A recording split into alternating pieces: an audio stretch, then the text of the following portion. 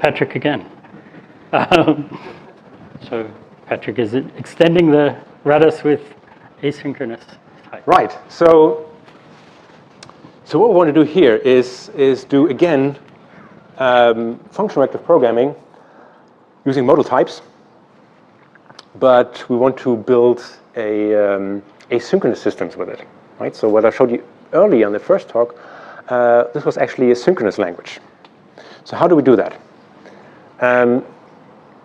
So let me back up a couple of steps and talk about what is actually a reactive program, right? So a reactive program, you can think of this box here, and this will receive at the top. It receives some inputs, right? And they continuously sort of drop into our program, right? And then our reactive program has to process these, right? It sort of goes through this data flow graph, and the inputs will be processed, and then they fall out as outputs continuously at the bottom, right? That's how you can think of a reactive program, right? So for example, a GUI works like this, right? So you have some input from the user, presses buttons and puts stuff into text fields, and that gets into our GUI program at the top here, gets processed, and then the program reacts in some fashion by providing feedback to the user, by updating the UI, something like this, right? Or a robot will also be an example of a reactive program like this, right? So how does it work? It has to continuously receive input from sensors. These get processed in some fashion, and then you want the robot to respond to the sensors in a useful way, right? So the outputs here then are some commands to the actuators to actually move the robot in some fashion. Right, so this is how I at least think about a reactive program. So signals are sort of at the heart of this view of reactive programs. So each of these nodes you can think of again as a signal, right? So these signals are again time-varying values, right? Because we constantly have input coming in from the top, and these will then change the value of each of these nodes that are computed there. Right, so we have these signals that come in. Now, to just show you an example of how we would actually write a program, functional reactive programming that looks vaguely like this data flow graph, I just name the inputs here X, Y, Z, and the outputs A and B. And this, for example, would be a reactive program with this sort of visualization. So we have here A is defined as a zip width of plus an XY. Right, so we simply plus the two inputs here, x and y, together pointwise. And bool here, we apply the map function to check whether the integers here are actually positive. Right, so this is how we would implement such a data flow graph. But this is actually this is very static, right? So this data flow graph will not change. In general, we also want to have programs where you dynamically update these dependencies, right? So you might have first in your program when it runs this dependency, and then something might change, right? So some parts of your GUI become deactivated, and so they not influence the output anymore, right? So they might go away, and they might instead influence some other parts of your program, right? So these dependencies might change, or new input comes in, right? So our language needs to support something like this kind of dynamic updates. Another question is then how these signals, right, that were the boxes in the graph that I showed you, how are these defined exactly, right? And as I talked about in my first talk, if we're not careful, we are prone to writing programs that are not good, be they not causal or leaking memory, right? So we have to be careful. And again, so one solution is to use modal types, right, to capture the passage of time. And so that we use our modal type circle A to say something like, well, we have data of type A but available in the next time step. And then we can, as I had in the previous talk, we have signals being definable using this co-inductive definition, right? Which then expresses this idea of I have data, the value of the signal now is of type A, then time passes, then we get the next value of the signal, and so on and so on. Right, so a signal might look like this, a signal of integers. Right, it starts out with the value 1, then time passes, then 2, time passes, then 3, and so on and so on. But crucially, we need some way of finding out, well, what does it mean that time has passed, right? This seems to assume that we have access to some kind of global clock that we can consult to say, well, can we now go on to the next time step and update our signals, right? So we need some kind of clock that tells us when time has passed.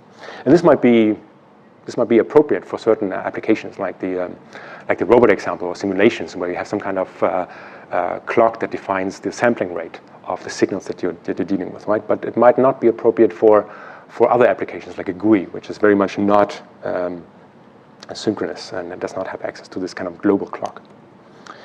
And so this talk is about a new modal FRP language, which we call Async RaTT, that allows this kind of programming, this kind of asynchronous programming. And to this end, it uses this, it introduces this new modal type operator, exist later, right? Sort of a combination of the circle modality that I showed you earlier and an existential type. And then we show again operational properties, causality, no space leaks, and productivity for this language. And it's the first asynchronous FRP language for which these operational guarantees have been proven. All right, so let me show you around a bit this language Async RaTT. And for that, I want to backtrack a tiny bit again and start out with the old modality, the circle modality. Right, so this is how we would define signals using that modality. Right, so we have a value now, and then later we have the state of the signal in the next time step. And now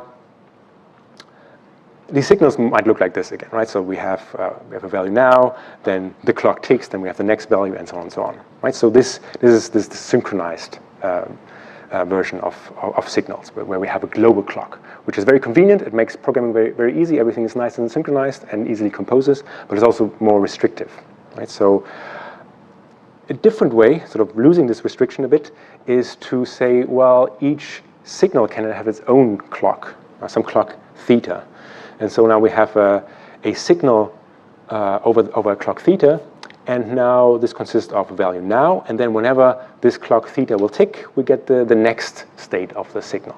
Right? So we have this modality annotated with a clock that tells us when it will tick.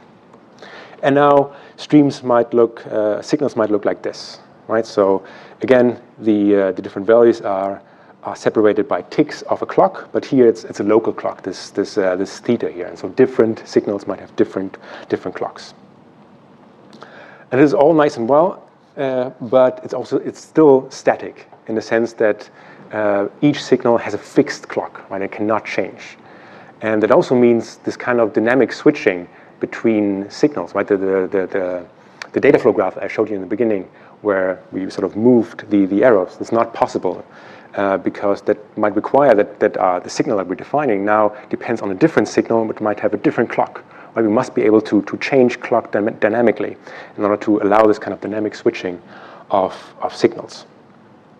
So what we instead propose is this approach that uses existential quantification. So now a signal of type A is again a value of type A, and also some clock theta, so that when this clock theta will tick, we get the new state of the signal, right? So this is an existential type. So it consists of two components, right? The actual clock, so value has the actual clock, and the second component is the actual delayed computation, right? So the signal will tell us what is the clock for the next evaluation step of the signal. So what does it mean? So that means that signals now look something like this, right? So we have a value now, then some clock theta 1 ticks, then we get a new value, and then some possibly different clock theta 2 ticks, and so on and so on. So these might change over time, these clocks that are associated with this signal. Right? So and this allows the dynamic switching of both the actual clocks within the stream, which in turn then allows us also to switch dynamically between different signals, right? This kind of dynamic behavior that I showed you earlier in this data flow graph. So that's the one we're going with. This is what we abbreviate to this circle E notation. All right. So this is how the idea of the circle exist modality. How do we program with this? And again, I'll go back to the old circle modality to see how this works. Right? So again, this is the old definition of our signal that used the old modality, and I assume some infix operator to construct these signals, right? With a head of the signal and then the tail of the signal. And this is our increment function that I've seen earlier in the previous talk, where we take an input signal and increment it, right? And we do so by, again, we pattern match on it. We get the head of the signal and the tail of the signal, which is of type later sig of int, and then we produce our new signal here by using this delay in advance to interact with the later modality. And so this is the typing rules for the delay in advance, right? So we delay a computation by taking the computation and requiring it to type check in this extended context where we insert this tick. And so now T has access to this information that time has ticked. So this is evidence that time has ticked, and it can use that to call advance, which can then use to turn this later, something of type later A, into type A. Right? And this is exactly what it does over here to turn our variable of type later sig of int into sig of int, which is exactly the argument type that we need for the recursive call of inc. Now, so this is the old modality. So how does this work with the new modality? So things will change a bit. So the typing rules will change, and now the delay here now also takes as an argument the clock. So we not only say we want to delay this t, we also say that we want to delay it with this specific clock, theta. And now also these ticks in the context, these are annotated with the clock theta. So now this says t has now access to the evidence that time has ticked on this particular clock theta, right? And then it can use that when using advance. So the typing rule for advance looks like this, right? So it can advance a delayed value like this, but only if it has a tick in the context that happens to be of the same clock as the clock of this delayed value. Because remember, this later modality is really an existential type, so it has two components: a clock. This is this one here, the clock of v, and the actual delayed computation, which we then have access to via the advance here. So we advance, so we get the second component, which is getting the actual value a out of this. And so we can use this for our increment function here, and we say, okay, we want to advance xs. So that means in order to do that, we have to delay according to the same clock. And we delay according to the clock of xs. And so this type checks now using this exist later modality in Async RaTT. All right, so this is an example of something that does type check also in the new language. Here's an example of something that doesn't type check anymore, and for good reason. This is again using the old modality. So it takes in two delayed integers and produces a new integer delayed integer by adding the two together. Right? And this works essentially because we know we have a global clock. That means the two delayed integers will arrive at the same time. All is nice and well. But this doesn't work, of course, in an asynchronous setting, right? So where the two integers might not arrive at the same time. So indeed, this does not type check anymore, right? We cannot find a clock according to which we can delay so that we can both advance on x and on y.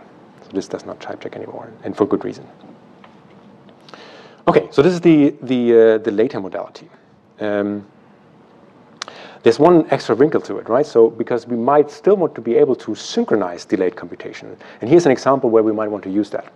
That's the zip function that takes two signals of type A and of type B and produces a new signal that contains both A and B, right? And this type checks in using the old modality. Right, because everything is nice and synchronized, but it doesn't work anymore for the asynchronous calculus, because now the tail of the signals might arrive at different times, right? So the advance here don't type check. We don't find a clock that we can delay on so that we can both advance on both of these. So this doesn't work.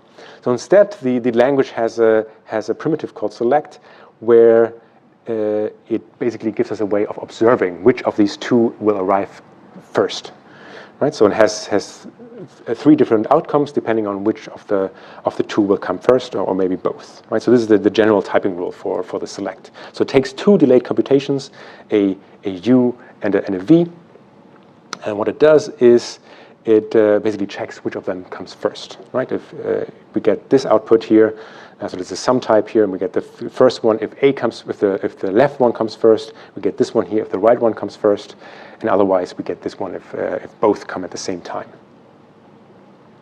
Right, and this is exactly what happens here. Right, we have these 3 different outcomes. Let's see. Yes, and what I forgot to mention is, importantly, so the typing rule is similar to advance, but now we have to have an appropriate tick in the context, namely a tick according to this clock here, which is the union of the clock of U and the clock of V. Right, we can take the union of clocks now. So what does it mean to take a union of a clock?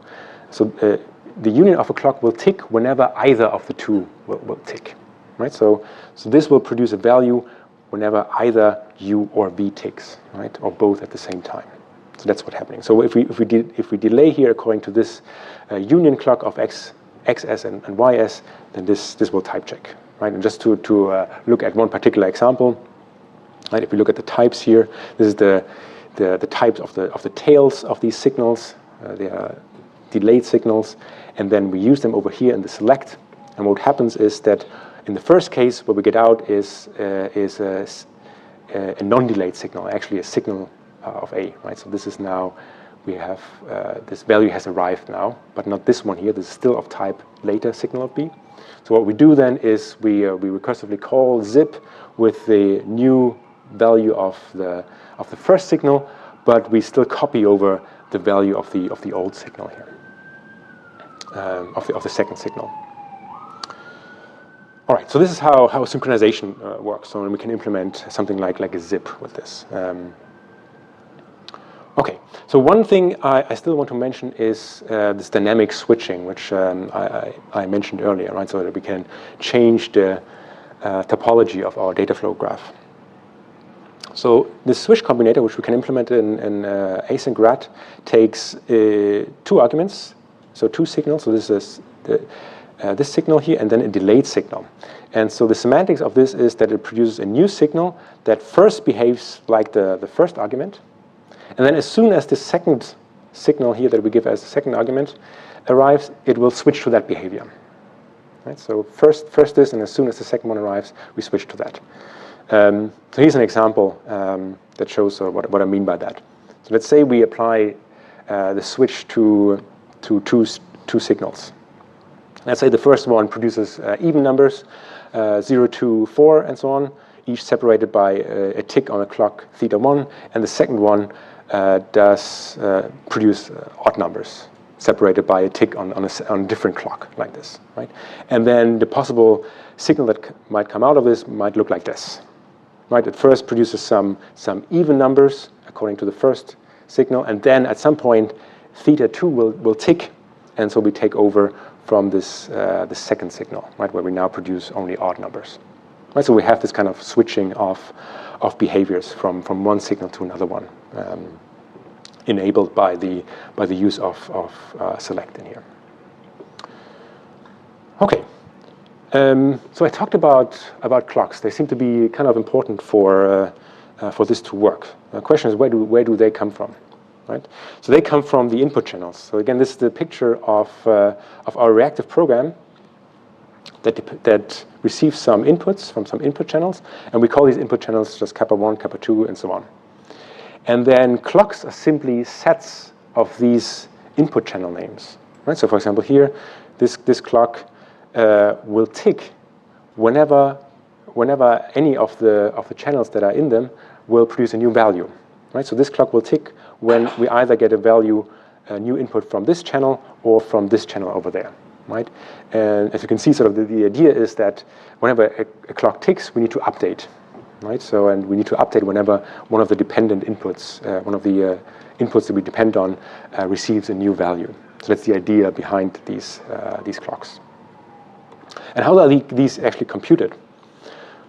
Well, if you just unfold the definition of signals, right? So this was a signal of floats. It consists of, well, the actual current value of the signal and also the delayed next state of the signal, right? Which in turn, again, this later modality here is an existential type, so it also consists of the clock, right? The clock that says when does the signal update, right? And this is where the clock is actually computed. So the signal, the definition of this signal, will itself compute what are the clocks for the next time step, right? So when we run a program like this with this graph, and this might change, right? So let's say this dependency will disappear, then the clock down here will be updated. Right? The program will itself update the clock so that now the clock looks like this. So it only contains kappa 1 because it doesn't depend anymore on this kappa 2. And similarly like this, if you have an extra dependency here, the clock will update like this. So now we also have kappa 2 in this clock over here. So this is where the clocks come from and how they are updated in the program. Okay, so let's look at space leaks. So I showed you this definition of zip. This actually doesn't type check. So I snuck this past you. So this doesn't type check because actually what happens here is so I said here that we move this old value y here. We move this over into the future if the signal has not ticked yet, right? If only the first signal has ticked, we sort of keep the old y around. And of course, this doesn't work in general because we should not be allowed to just move these kind of things across time, across ticks, right? So this does not actually type check, right? And the problem is that we moved this variable over a tick here that is introduced by this delay, so this doesn't type check unless y is of a stable type again, right? So. And it is not, right? So again, the problem is that in this case here, the x here is another example. This x here is all the way over here. Then there's a tick, and then we use it over here. So it's not in scope anymore. And the fix again is to make sure that the types A and B are actually stable, right? And this makes sense to require this of zip because what does zip actually do, right? So it actually has to buffer.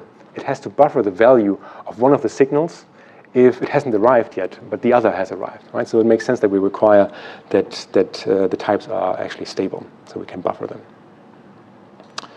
All right, so that's the idea of stable types. So that brings me to the end. So in summary, I've shown you this new language, Async RaTT, that allows us to program in a modal language to build asynchronous systems, right? And so it works using this new type modality that sort of combines an existential type to keep track of these clocks dynamically, right? So it computes both values, so that's the later modality, and these clocks, which is the existential part of it. And we have proved operational guarantees for these, so we have that our programs are actually causal, have no space leaks, and are indeed productive. And that's all I had. Thank you.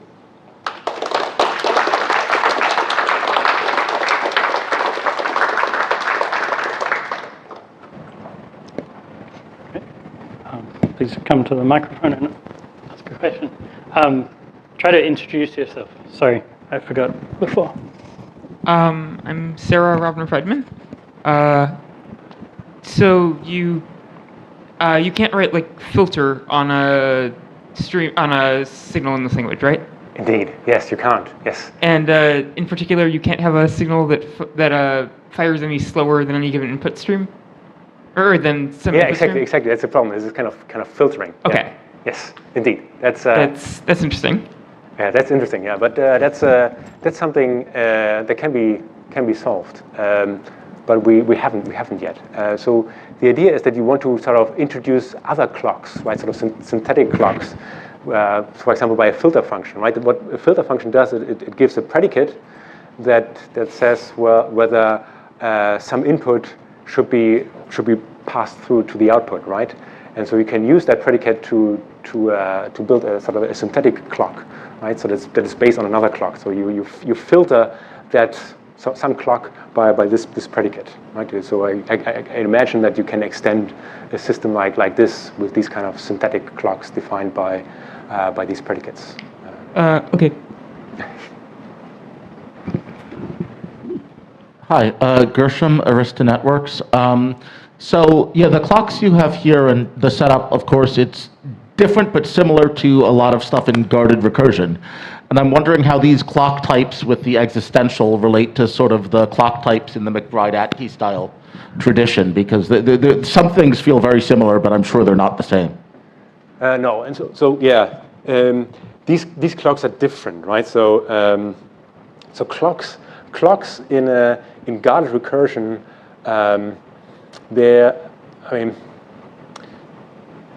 so we use clocks in guarded recursion to essentially recover co-inductive types, right? So that you can say, okay, I have this guarded recursive definition, but that means if I have a guarded recursive definition, you can only define things that are causal, which we make use of, right? That we can't sort of discard a later modality. But if you want to actually define co-inductive types, you need these clocks to be able to remove these kind of guardedness in a well-formed manner, right? In a safe manner, and that's how their clocks are used there. So here the clocks are really used to track dependencies rather.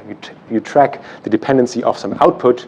So you basically you have some bookkeeping that says, okay, this output depends on this, and this channel. So whenever I receive input on any of these channels, I know I have to recompute this one here. So they're sort of quite different goals we want to achieve. Just we use overlapping terms. Mary Sheeran from Chalmers. Do you have a killer app? A killer app? Not yet.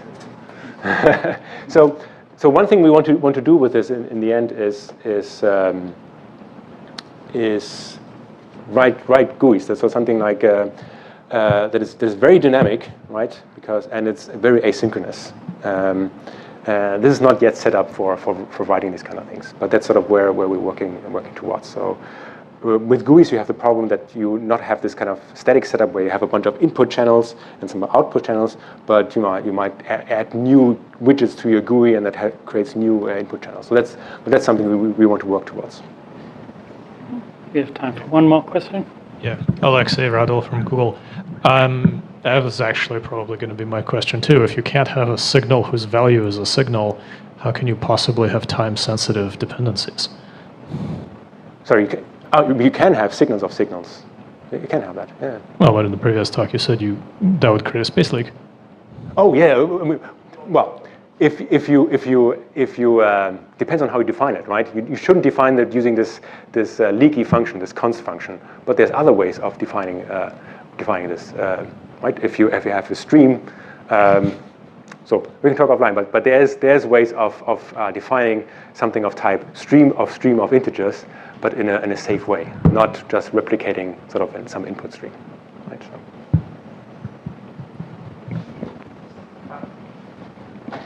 Atze Dijkstra. How is this tied into an actual environment? How does it tie into sinks and sources? Where is input coming from? Because the definition is pure, but the whole running is very monetic and very side effectful, I would say. Yeah, I mean the short answer, we don't know yet. So this is just a pure calculus. There's no implementation yet. We're working on one, but I mean you can imagine that you could build this into an existing like in Haskell, like the same way that you have the previous system that I showed, right? That you can then hook into output that is created by some I/O, like you actually read from a file or read from some kind of sensor and then produce outputs into I/O. So you can sort of hook this up into an existing system that actually is effectful, that you read stuff and produce output. Great. Thanks, Patrick.